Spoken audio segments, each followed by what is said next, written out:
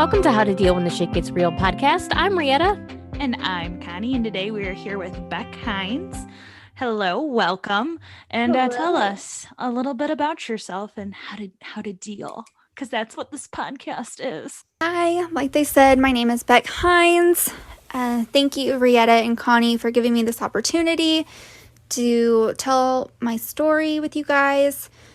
A little bit about me. I am first and foremost a lover of Jesus.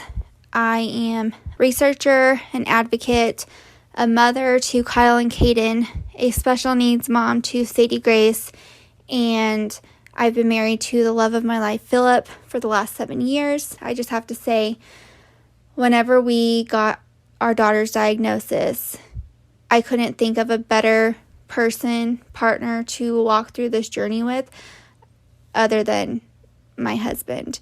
He was seriously so strong when I was so weak, and I'm just so thankful that God gave me him to walk out this journey with. Graciously got stationed with the Air Force in my hometown.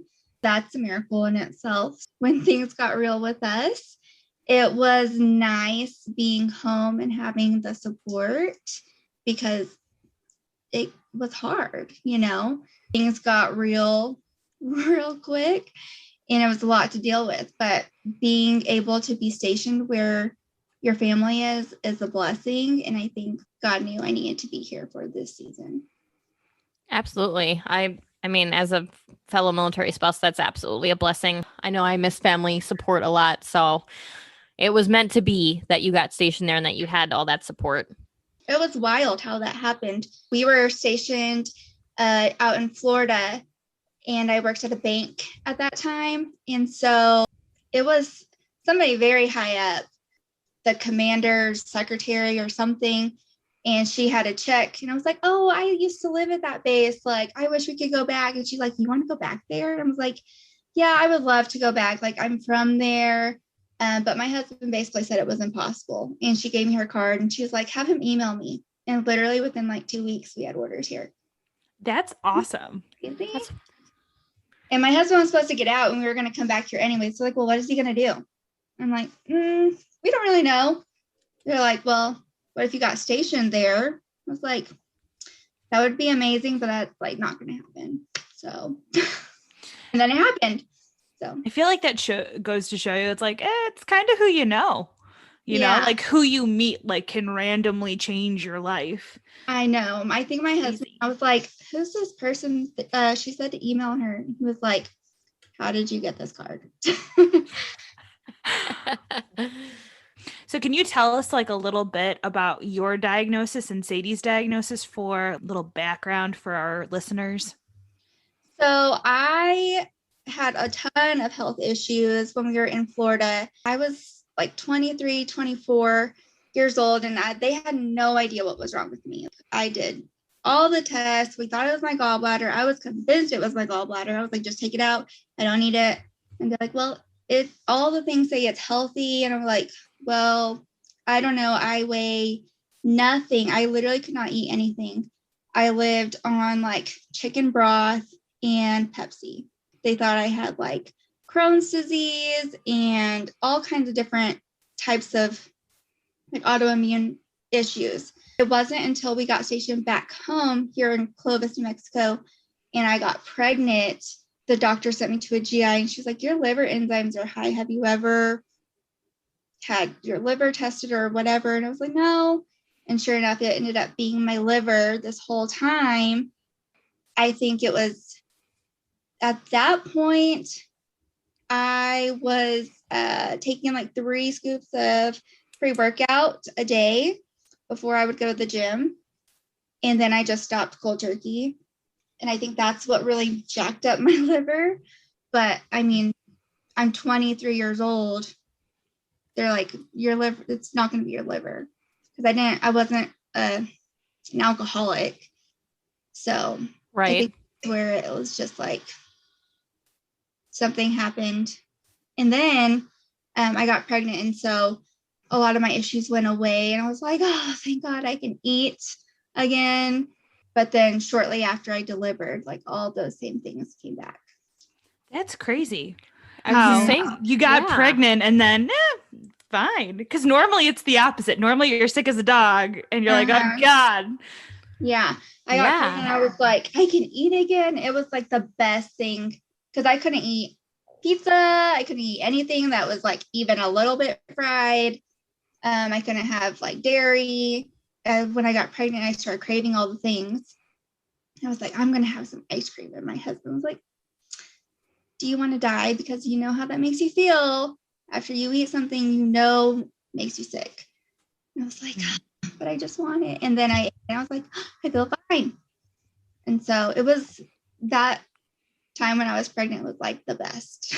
It was the best because I could eat whatever I wanted. And It's not so crazy. I wonder sick. what the science is behind that. I know. It was wild. I don't know if this is like true or not, or if I've just been watching too much House, but I do believe that, like, I think in my head, I don't know if this is true. Y'all can yell at me. That's fine. But I think having a baby, like the baby makes you, like, if there's something wrong, they like mask the issues because to grow the baby, you have to be in good physical condition. So it's kind of like a light switch. It was definitely interesting. I got my diagnosis probably 2 weeks before I got Sadie. So like after I was pregnant, it was like a year and a half. No, not a year and a half. Maybe like 13 months of like after I had Sadie and my issues came back. I was like, something is wrong. My liver enzymes were high again, but they were like, it could be because you had a C-section. They did all like the liver and they're like, oh, it's definitely the liver. So I got my diagnosis probably 2 weeks before my daughter Sadie was diagnosed with spastic quadriplegic cerebral palsy. Once we found out her diagnosis, I kind of just like put my diagnosis like on the back burner. I was like, well, I'm like gonna have to figure it out. You kind of go into the survival mode. Like you don't really have time, like, because this diagnosis, I knew nothing about CP. So I just went straight into like researcher mode. What is this? What does our life look like now? And then, I mean, she was 14 months old when we got that diagnosis.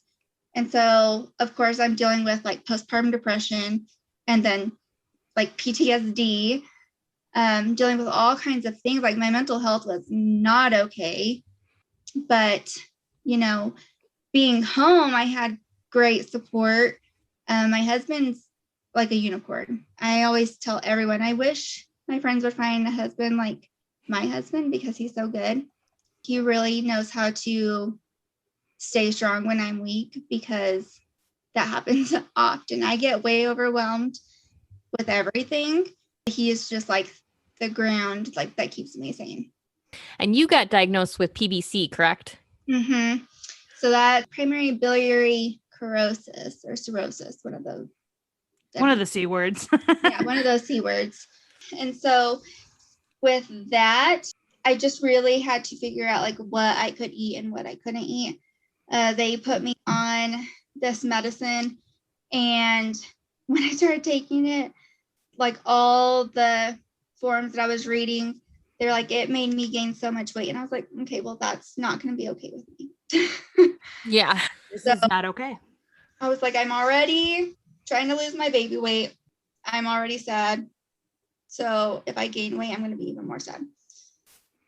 So it was just like trying to manage that. So I don't take medicine for it because obviously I don't want to gain weight. I just know I have to listen. I have to be very in tune with my body. I have to know, like, I know what I can and can't do, basically. And that's very similar to what Desiree told us, which was our other gal that has PSC. So a similar type of autoimmune disease. And she said the exact same words. I'm very in tune with my body. Yeah. Last night I had some ice cream and literally I was like probably up for 4 hours. And I was like, I'm never eating ice cream again. I know sometimes it'll make me sick. And sometimes it's just like, maybe it won't. But I eat a lot of peppermints. That's like my go-to thing. Why peppermint? I don't know what it is about peppermint, but it always it settles my stomach. I don't know what it is. There's something behind it because when I was pregnant and I felt absolutely horrible, peppermint and lemon heads were like my lifesaver. Mm-hmm. Yeah, so I have like peppermints everywhere. I love it. I mean, there could be worse solutions than peppermint, so. Mm-hmm. That's true. Yeah. I was like, peppermint's not going to make me gain 20 pounds. No. Unlike your medicine. Yes. And it's so bad. They ask me, they're like, are you taking your medicine? I'm like, I'm sorry, but no, I'm not doing it. And that's how I am when I have anxiety.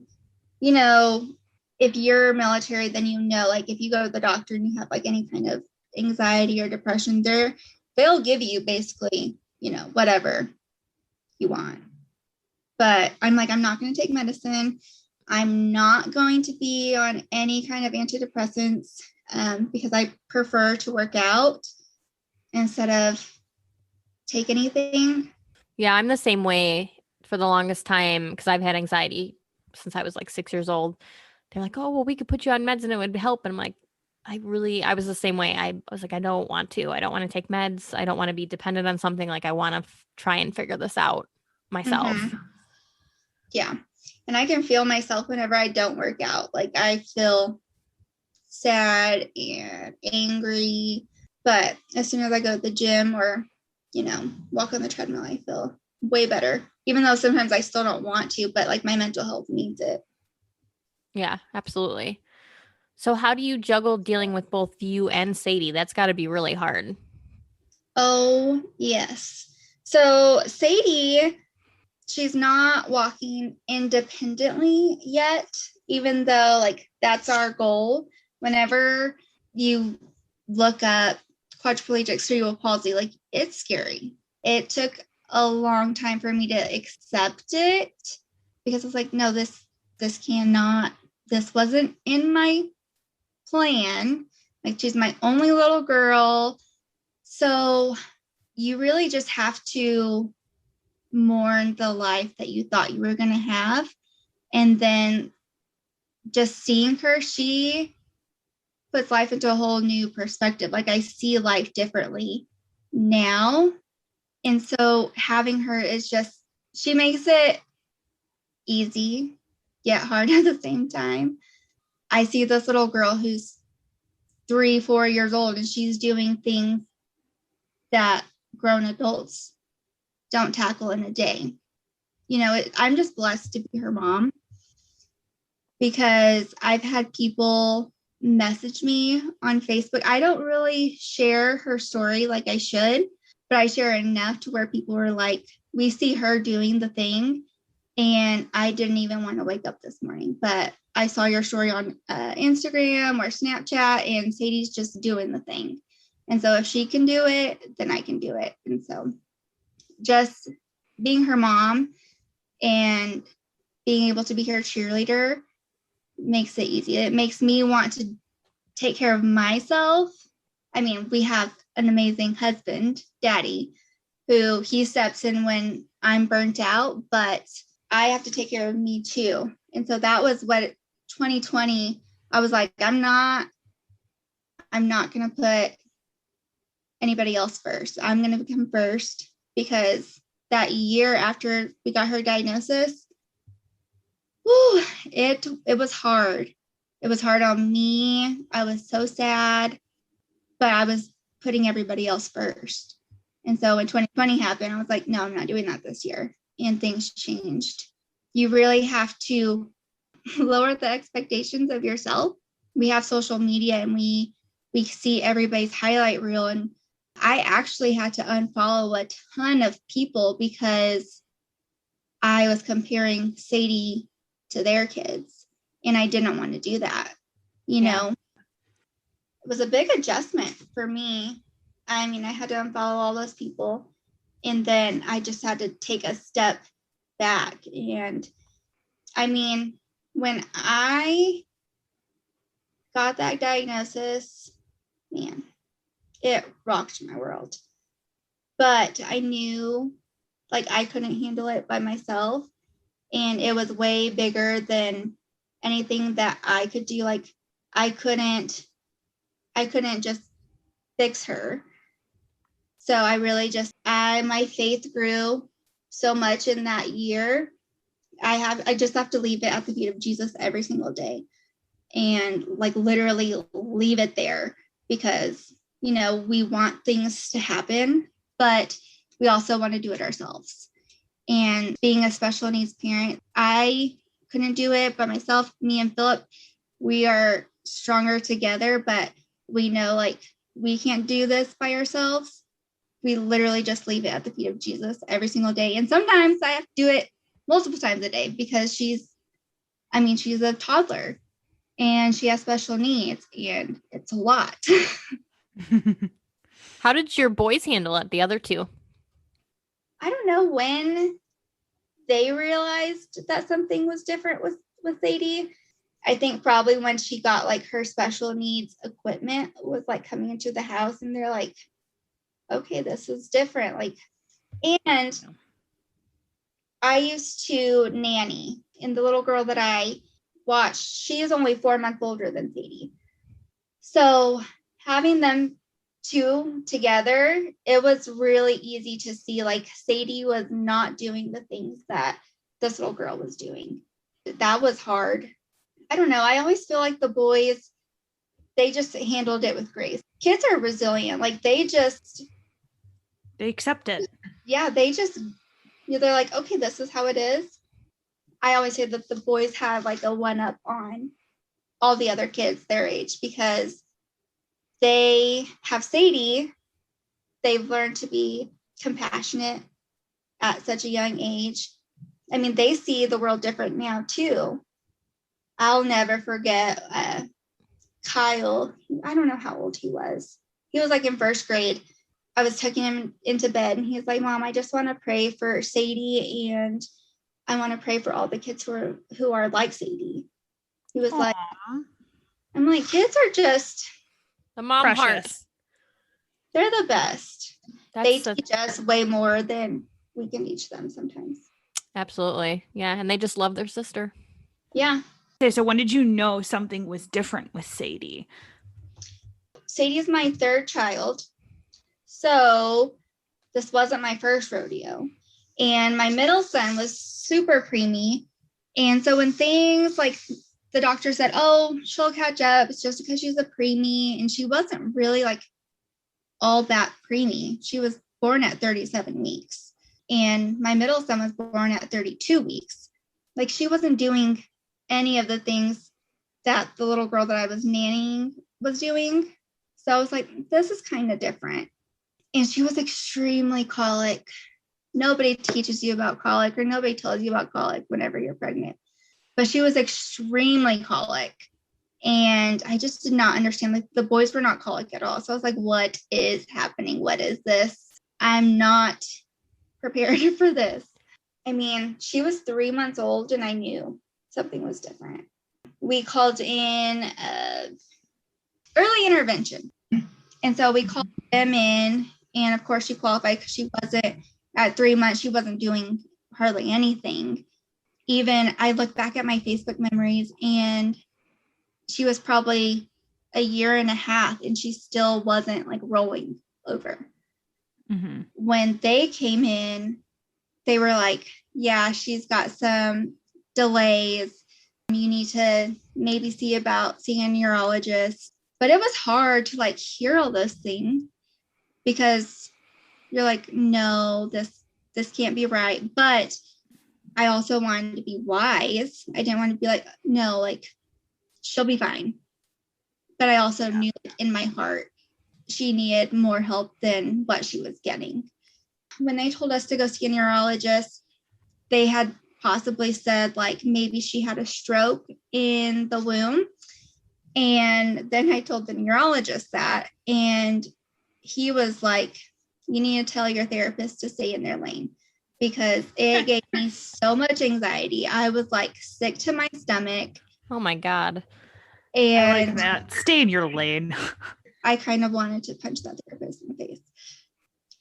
Her MRI came and it was normal. So I thought like CP wasn't in the, it was like we were in the clear. But turns out you can have like the smallest, tiny, like the tip of a pencil damage to the brain. And that's what CP is. It's damage to the brain.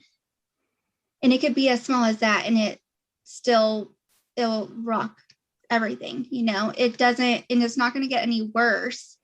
But hers was so little, like tiny, that it wouldn't even show up on an MRI. Wow. So me being the person that I am, had already had like a second opinion scheduled, because they had said special needs, all those things. And I was like, no, we're already going to get some different opinions. And the neurologist said she didn't have CP. And then we went to the second opinion, and they're the ones that diagnosed her. And so that was 3 years ago. No. So went in, it was a team of 7 people. Wow. Yeah. Pediatrician, all the therapists that you could think of, they like just played with her for 3 hours, and they sent us for lunch, and we felt like confident, like, I don't know, it's not going to be at the end of the world. And they sat us down and they said, your daughter has cerebral palsy. And I was just shocked. We got in the car and I was just like, that's rude. Like, if they give you a diagnosis, they should at least give you a Xanax before. I was literally shocked. I don't even remember my emotion. I remember telling Philip, we got in, I was like, let's go shopping. I need to go shopping right now. And then it was your coping mechanism. It's fine. Yeah. And we got to the place and I was like, I can't even shop. Just numb. I was literally numb. I bawled the whole way home. The team of specialists was 4 hours away from where we lived. And I just cried. I questioned what I did or what I do. I questioned God. I was like, why would you do this to me? Like, she's my only daughter. And I think that's pretty normal. Normal for, you question. You have doubts and you're like, yeah, what did I do? I had so much peace, yet I was angry because I knew something was different about her.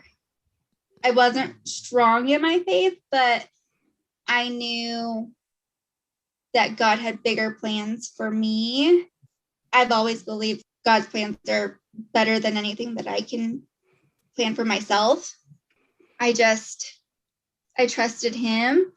I coped totally wrong.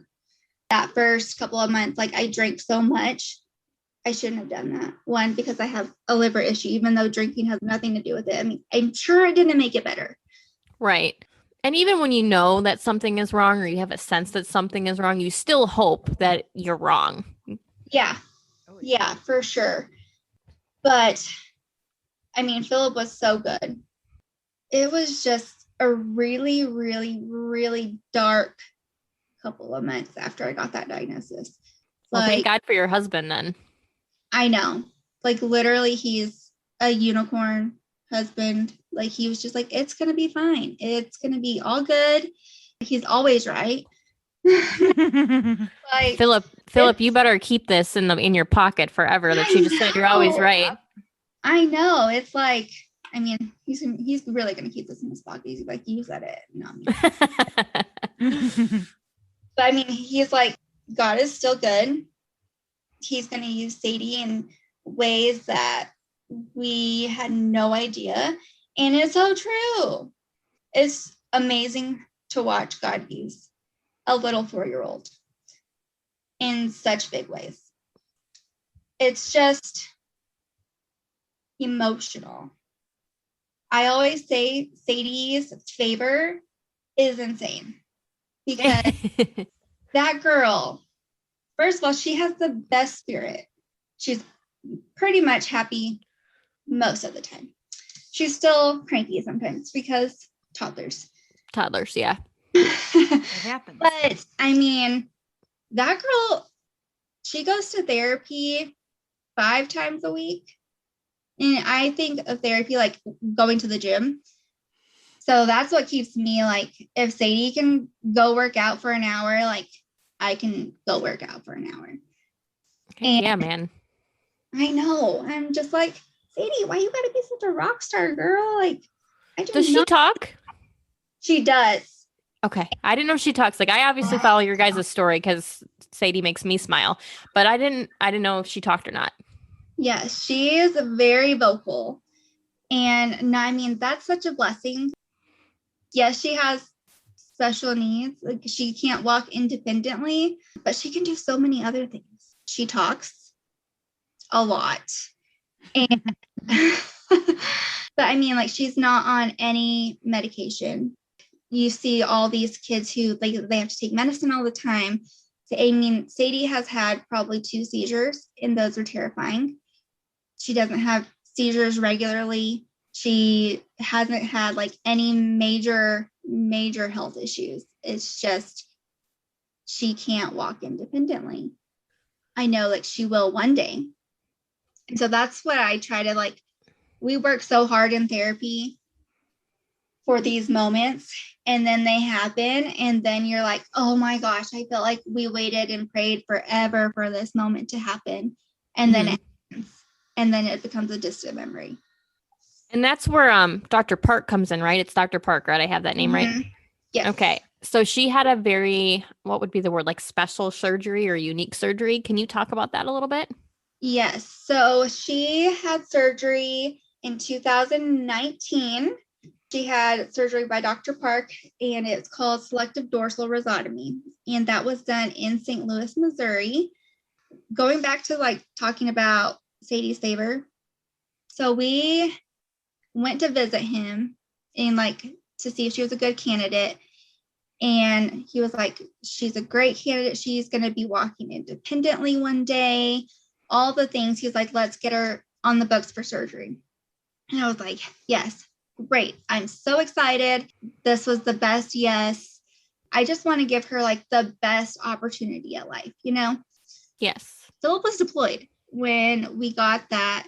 And I was like, it's fine. Like I've been on the SDR page on Facebook, and they're like, it's like a 3 to 4 month wait before you actually get a surgery date. And they're like, can you come in August? And we were there in July. And I was like, my husband's deployed. Like, I don't think we can do that. They're like, well, what about in October? And I was like, my husband still like won't be home yet. I was like, but let's just do it. So we booked for October. And I was like, I just started praying. I was like, God's going to bring Philip home. I don't know how, but it's all going to work out. And sure enough, it took about 3 weeks before we found out, but Philip was able to come home early from his deployment. 2 weeks later, we had a huge fundraiser for her. This local biker club did a poker run and raised so much money for her. And then 2 weeks later after that, she had her surgery, and Philip was there. That's when I always talk about this story when I tell people about Sadie's favor, because you don't come home from deployment just because. Like, people, traumatic like deaths in their family, and they don't get to come home. But he got to come home, and after her surgery, the room that they put her in after surgery, she had like a 57-inch TV in there, a shower, a bed, all these things. And the nurse was like, who do you know? And I was like, no one. What? God. I know God. They're like, you don't get this room unless you know somebody. And I was like, it's just like God to like do that for Sadie, because there was a kid who had surgery right before Sadie, and Sadie got that room. Crazy. I love when you get signs like that. It gives me all the like the goosebumps and all the feels. I know. I'm just like, God's too good to fail us ever. There's never been a moment in our journey that we had to want for something for her, because we just like pray about it, leave it at the feet of Jesus, and just wait. And then it happens. God's just good. So what was her recovery like? I imagine that had to be a pretty hard recovery. What was the surgery? Yeah, if you Like, can what elaborate. exactly did they do? Yeah, what exactly did they do for the surgery? So the selective dorsal rhizotomy, it is a spinal surgery. So they go in, well, let me talk about spasticity. Spasticity, basically, this is how I envision it.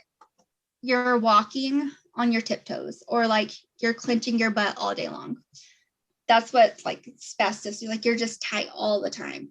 What the selective dorsal rhizotomy did, they went in through her spine and tested every single nerve in her spine to see what is causing her to be tight all the time. So when they found the spastic nerve, they just cut it. And so basically, she had like her brain didn't know, like, okay, I'm just sending all the signs to be stiff, but it's not going anywhere. So after surgery, she had to lay on her back for 3 days. She could not move. And she was 2, almost 3 when she had the surgery. So tell a 2-year-old you have to stay flat on your back for 3 days. But That she wouldn't did. go well. I know, you would think like this is not going to be good. But I don't know, like she knew something was different. And so she did exactly that. She just stood still. And I always think of that verse in the Bible, like, you don't have to do anything, just be still. That's exactly what she did. She's just relaxed for 3 days. And on the 3rd day, like, we could take her out of her room and do physical therapy. I'll never forget that night we went to the Ronald McDonald room because the Nationals were playing St. Louis Cardinals, the playoffs. And so we're in there watching the game, and Sadie is 3 days after having major spinal surgery, and she just crawls out of her stroller. Oh my gosh. And so they said like it was going to take 3 to 4 weeks for her to get back to her baseline of what she was doing before surgery. And then sometimes, she's a rock star and she just does it. I mean, the recovery, I don't want to say it was easy for us, but we definitely had moments that were scary. And she did get nauseous a few days. But I mean, she was really a rock star. She was back to her baseline by the time we got home. Wow. So it was incredible. Was her pain levels high, or did they keep that pretty under control? I mean, it was pretty much under control. They gave her Valium. So she was pretty like loopy. But on the way home, she didn't need any. So it's like literally like we prayed our guts out. For like, she's gonna be fine. It's gonna be great. And it was just that. She was a rock star. I just imagine spine surgery is, that's like you said, it's a major surgery. It's no joke. And I just imagined it being painful. So, I mean, that's amazing. I know. But I mean, she just rocked it. She was complete rock star. But I always say like, that's by the grace of God, because we prayed our guts out. And I always say like, it takes a village, and our village, they all were praying their guts out. So was that when you were doing the Sadie, you're so big it reached all the places? Is that when you had us all do that? Okay, that's what I thought. Yeah. And that was wild. It went all the way to Afghanistan and Italy and Australia. That's awesome. I'm just like blown away that I get to be her mom.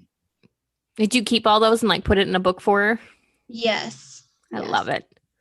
Yeah. So, I mean, the recovery was not bad. It wasn't bad. That's amazing. That whole like season of our life was just like God opened this door, and then he closed this door, and then he opened this door. We've never had to worry about anything for Sadie. And it blows people's mind, because Philip, he'll be at work and he's like, somebody called him and he went to their office and they just gave him a check for Sadie. They just gave you this check, and he was like, it actually happens all the time. Because I mean, Sadie she's so sweet. Mm-hmm. and everyone just wants to see her succeed. So our next big thing that we're praying for is this intensive physical therapy in LA. Oh, so what's that going to do? What's the specifications for that? So it's going to be intense. It's 4 hours of physical therapy a day. Wow. I was like, that poor girl's going to be so tired. I'm like, that's going to force me to be better in the gym. What's the goal of it? Basically, after she has all of her like intensive therapy, she always does so good. The benefits that she gets after these intensives. We did an intensive in St. Louis not too long ago.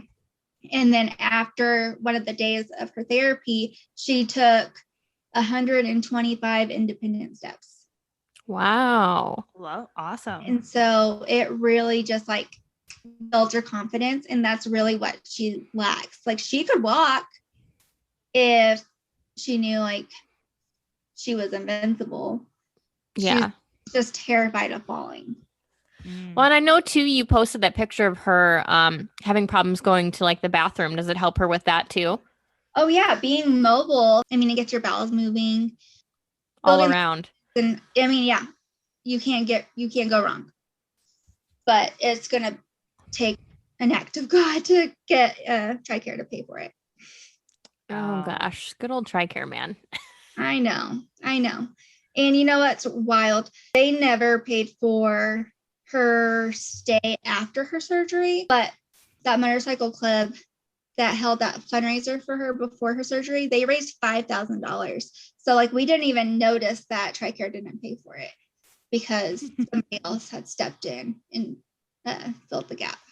Ugh, it just makes my heart so full, Hill, and stuff like that, because we see so much negative, especially right now in the news and everything, to hear that That's the truth. there are so many people that are still giving and still caring. Like, ugh, makes me want to cry. I know. And it's frustrating. I think now it's more frustrating for me because Sadie doesn't receive any other help because somehow they think we make so much money in the military that we don't qualify for any help. Oh, yeah. Really? Mm-hmm. Yeah, I was like, oh, tell me where you're finding all this money that we make. Are you including BAH? Because that doesn't count. I know. That's what I said. I was like, that does not count. And it's because we own a home. And they're like, oh my, that's base. bullshit. Come on. If you lived on base, you would qualify. You know what's really rude? She didn't even qualify for Medicaid, but the boys did. That doesn't even make any sense. Because their dad doesn't pay insurance for them. Wow. Silly. I don't understand that at all. I know. I was like, I don't understand. And then coronavirus happened and everyone gets money except for Sadie. Also makes zero sense. Yeah, really. I was like, I would love to work, but it's just not in the cards right now. Got a lot going on every single day. So yeah, even if she was just, I hate to use the word normal or regular, but even if she was just the toddler, like that would still be hard to work because like we've already said 100 times, toddlers. Yes. As much as it frustrates me, I just... it'll work out in the end. I just let God handle it because he always does. And he has so far. So far, she's gotten everything she's needed, right? Yep. There's literally not been one thing that we've had to... But that is such crap for like the house. Like, thank you for punishing this little girl because we are putting a roof over her head. Mm-hmm. Wow. Just yeah. Mind blowing. I know. So what life advice would you give our listeners? I think if you're going through the thing, whatever it is, the bravest thing you can do is ask for help. And it's hard for people to do that. Mm-hmm. It is. Like, it's because you have to swallow. Because, I mean, I don't know about you guys, but I know I have to, like, swallow my pride. It takes a lot for you to ask for help. It does. But that's you need it. You can't do this alone. You cannot bear this alone. God didn't intend us to bear these things alone. And for me personally, like, I was super offended by my friends because I was like, where the heck are y'all? Mm-hmm. Going through the thing and y'all are nowhere to be found. But on the flip side, like, they don't know how to respond. And sometimes it doesn't matter. It doesn't have to be like extravagant. Like, you just need to be there. Like, if you have a friend going through the thing, just be available. And if anything, that should set a new precedence that it doesn't have to be a big thing to ask for help, that it's okay. Like, there's nothing wrong with saying like, I just need somebody. I just need you here. Or like you said, I just need to know you're here. Mm-hmm. Yeah. I just need to tell you about my day. It could be something I just need that someone simple. to listen. Yeah. It was, I mean, I had those conversations with my friends like years later. I'm like, where were you? I needed you and you were nowhere. You need to just be available to your friends because sometimes you don't have to ask for help, like, but they know like you're going through the thing. I get that so much. Yeah. I relate. Yeah, absolutely. And especially in this, I mean, not even just to say in this military life, but I feel like people expect us to be so strong and not to need anything. And it's like, some days I just want somebody to be like, are you okay? Mm-hmm. Yeah. And sometimes I'm like, listen, I am not okay. There ain't nothing about me that's okay right now. And sometimes I don't think they take me serious, but I'm like, no, but for real. Yeah, for real, for real. And that's when you send that meme with the dog and the house is on fire and it says, it's fine. Everything's fine. Because that's what I send. We just have our last one, which I think will be a nice one, especially since because of your PBC, you don't drink as much. When life does get super crazy, how do you unwind and find some time to recharge and refill your cup? I do a few things, like faith and fitness are like my jam. I like that. F and F. Yes. I always think faith and fitness go hand in hand together because you don't just know the Bible unless you like read it and let it marinate on you. And you don't go to the gym and squat 300 pounds. Like, you gradually have to work your way up to it. True. And so after I got Sadie's diagnosis, I read the whole Bible in a year with some girls, and that changed my whole life. There was this part in the Bible where a person in the Bible who was born disabled, and they asked Jesus whose sin caused him to be this way, to be born this way. And I asked that same question. It was like, what did I do for my daughter to be born with this disability? And Jesus responded with nothing. It was so that I can show myself through using him. And oh my gosh, exactly what has happened with Sadie. It was like, I'm not supposed to just keep her in this little box. God's done so much for her. Like, why keep it to myself? So faith and fitness, I always work out.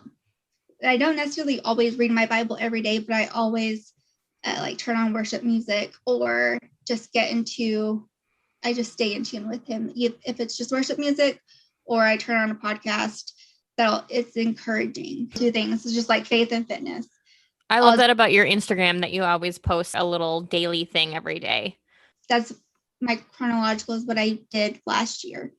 And I'm telling you, it literally changed my whole life. That's amazing. I love it. I have all the feels right now. I seriously, I love faith and fitness. And there's actually it sounds like a club. A guy I follow. It's called Pray Fit, and it's an organization, like a nonprofit organization. He raises money for kids who are disabled. And so I'm just like, this is my jam. I mean, if Sadie can work out every single day, like, so can I. You should get t-shirts made. It should say like faith and fitness and then have like Sadie's name on the back. I was just thinking that, Rietta. Okay. Stop stealing words from my mind. Yeah. It's creepy. We will each buy one if you ever do that. Yep. Yes. I do want to start sharing Sadie's story more. I need to. Like, Okay. Idea. Faith and Fitness TV, or not TV, t-shirt with Sadie's name on the back. Start selling them on the Instagram to pay for her long therapy or intensive therapy. Yeah, I know. I know. Boom. I'm solving problems for you. thank you. And I you really consider do. this your first step into sharing Sadie's story more. There's also that website. It's called Bonfire, and they do t-shirts and stuff for nonprofits. So you don't have to pay for stuff up front. Like they do everything for you. They like collect the money. They take like whatever little bit out that it costs them to print it or whatever. The rest of it all goes towards the nonprofit, and then they ship it all for you. See, Oh. ideas. That's genius. See, like, there's so much more that the internet is great for. Because after Sage, I took like a whole hiatus. I was just like, there's too much happy on Instagram. Like, And I am not. is happy. Yeah. Like, if I shared what I was going through, they'd be like, I would have no followers because it was dark. It would have been honest though, and that would have been refreshing. You know, it is kind of. Yeah. I think Instagram can be detrimental to a lot of people because, like you said earlier, you're only seeing highlight reels, so it looks like everybody's living this like amazing life, but you don't really know what's actually happening. Yeah. Nope. I am going to start sharing more. I'm going to start sharing more about my PBC and basically everything that we're talking about now. But I'm also taking law classes. Awesome. Good for you. I'm just filling my whole plate. Diagnosis, I didn't think, I was just like, my life is over. I'm never going to be able to do this. I'm never going to be able to do that. But It's not. it all out because Sadie is doing way more than textbook says she should be in a wheelchair. Nope. See, and it shows that you are a rock star too. Yep. And this is How to Deal When Shit Gets Real. Thank you for joining us, Becc. And everybody go check out all of our episodes. Hit us up on all of the social media platforms, and we'll see you next time.